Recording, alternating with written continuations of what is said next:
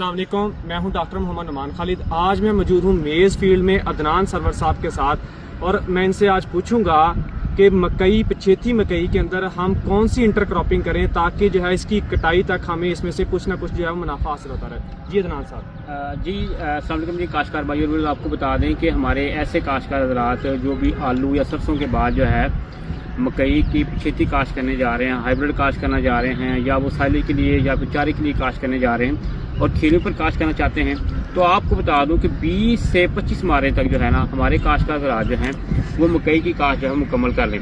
तो आपने करना ये है, हमारे पीछे फील्ड देख रहे हैं कि आपने सूर्य वाली सिमत जो है यानी कि आपने अपने सीधे हाथ के ऊपर जो है, अगर आपने क्षेत्र में गर्बन जो है खीरें निकाली हैं, सूर्य वाली साइड के ऊपर जो है मकई लगा देनी है और दूसरी साइड के ऊपर जो है आपने धनिए की जो है वो इंटरक्रॉपिंग कर देनी है। आपको बता दूं कि मई जून में जाकर धनिए का रेट बहुत ही ज़्यादा होता है। अब तो नायाब हो जाता है, अब तो जो है धनिया फ्री दे देते हैं, उस टाइम जो है वो 20 रुपये का भी देते। तो धनिए का मज़ा भी उस टाइम आता है क्योंकि गर्मी होती है और जो भी सालन होता है उसमें या सलाद के अंदर जो है वो धनिए की जरूरत पड़ती है। तो उसकी अद्वितीय मकासद को देखते हुए हमारी आपसे ये बहुत ज़बरदस्त आपके लिए ये पॉइंट है कि आप जो है ना इंटरक्रॉपिंग करें। बहारिया मकई जो पछेती काश्त करने जा रहे हैं, अब आपने कौन सा धनिया काश्त करना है?